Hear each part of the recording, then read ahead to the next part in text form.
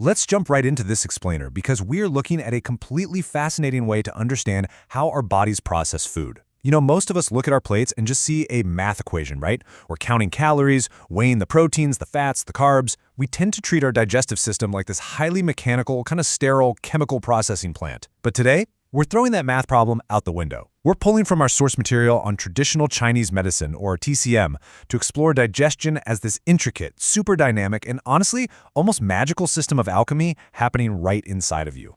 So what if your digestion was less about calories and way more about an internal brewing cauldron? That question really sets the stage for us. For just a few minutes, I want you to completely shift gears away from standard Western chemistry. Instead of picturing enzymes and stomach acids just dissolving a carbohydrate, imagine a literal fire burning inside your belly, heating up a cauldron. In the TCM framework, digesting food is an act of energy extraction. It's a process designed to pull the absolute life force out of your meals and distribute it everywhere. It's just a beautifully holistic way to look at human metabolism. Our source material actually breaks this whole metabolism thing down into 4 sequential, highly dynamic processes.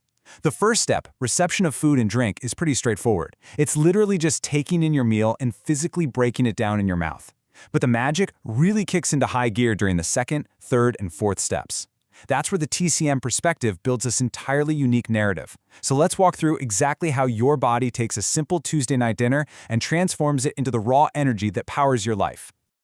I absolutely love the imagery they use here. The stomach is likened to a cauldron where food is processed. During this second step, your stomach literally plays the role of an internal cauldron. The source describes this phase as the rotting and ripening of food. Now, rotting might sound a little visceral, but think of it more like a slow-cooking stew or even a fermentation process. Your stomach is the pot, actively brewing your meal, breaking it down into this warm, highly digestible soup. It's prepping all those raw materials so the delicate essences locked inside the food can be successfully extracted in the next phase. And that brings us to the transformation phase. Once the stomach finishes its brewing, this warm, ripened soup moves down into the small intestine. This is where the major physiological shift happens, where raw materials are actually transformed into usable building blocks. What's really fascinating is how closely this ancient TCM framework mirrors modern biology here. The source points out that during this phase, food is converted into incredibly usable substances. We're talking amino acids, sugars, vitamins, minerals, all getting prepped to be absorbed right into the bloodstream. But now, we've got to talk about the true star of the show. In TCM, the spleen is absolutely the MVP of your digestive system. It essentially acts as the ultimate master sorter of your body's processing plant. Once that food hits the small intestine, the spleen steps in to make a massive, critical distinction.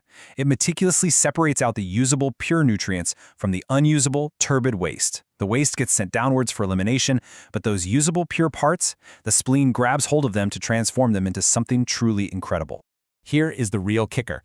The spleen takes that pure essence and turns it into an energetic life force called gu qi, or food qi. And we aren't just talking about basic caloric energy here. Gu qi is this vital, invisible spark that you absolutely need for every single physiological function and daily activity. After your food breaks down, this gu qi gets extracted, and it's considered one of the absolute primary sources of your body's overall qi, your vital energy. Literally, without the spleen pulling out that gu qi, you just wouldn't have the energetic fuel to live. No way around it.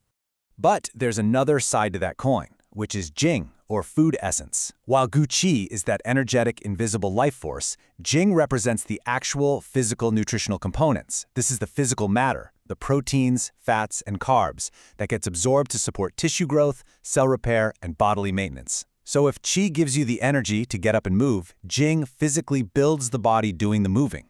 It's stored deep within the kidneys and plays a massive role in our physical development and even how we age. All of this feeds right into the fourth and final step, transportation.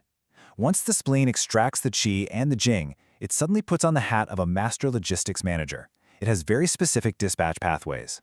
First, it shoots food qi upwards to your lungs, where it actually combines with the air you breathe to form gathering qi, which powers your respiration. Then, it sends refined essence over to the heart, directly contributing to the formation of blood and hemoglobin. And finally, it dispatches the most highly refined essence straight to the liver, which processes it and distributes it throughout your entire systemic network. You know what's incredibly elegant about this whole setup? The sheer efficiency of it. Even the unrefined materials don't go to waste. The spleen is smart enough to redirect those less perfect, unrefined parts straight to the heart, and the heart takes on the heavy lifting of further transforming them. It's essentially a brilliant biological recycling program, making sure literally every single drop of potential energy from your meal is squeezed out and put to use. But okay, what happens when this internal sorting mechanism gets thrown off? If your spleen isn't operating at 100%, the source is very clear. Your overall health takes a direct hit. A weakened spleen just can't separate the clear nutrients from the turbid waste like it's supposed to. It can't pull the guqi, it can't transport the jing. And the result? You're looking at digestive disorders, a really deep chronic systemic fatigue, and a major disruption in how your body produces its essential qi and blood. This is so important because ultimately you are the one in control of this system. In TCM, optimal metabolism relies entirely on harmonizing that internal cauldron. And taking care of your spleen isn't just about what you eat, it's heavily about how you eat. Maintaining the fire requires a balanced diet for sure, but it also demands mindful eating. Chewing your food thoroughly, eating in a relaxed state instead of stressing out, maintaining positive lifestyle habits, that is the secret to keeping your vital energy flowing and your spleen running strong. The TCM perspective completely flips a mundane biological necessity into this profound daily ritual of energy extraction.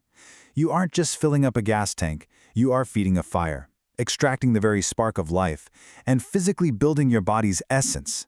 So I want to leave you with this to chew on, pun intended, the next time you sit down to eat. Knowing that your body acts as this master alchemical cauldron, how will you choose to fuel your ultimate life force at your very next meal?